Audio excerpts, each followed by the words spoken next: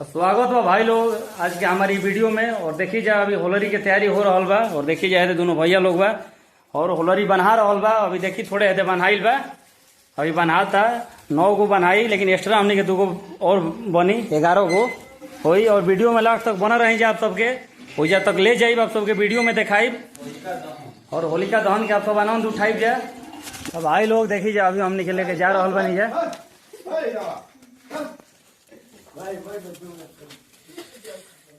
चलो चलो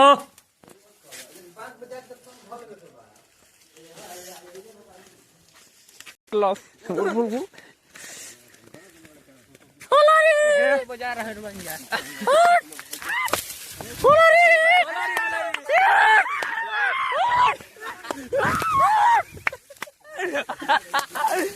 देखी सब है हीरा व्यास जी हवे इनकर वीडियो मिलियन में जा मिलियन में जाला वीडियो लगा स्टांग हो जो रे।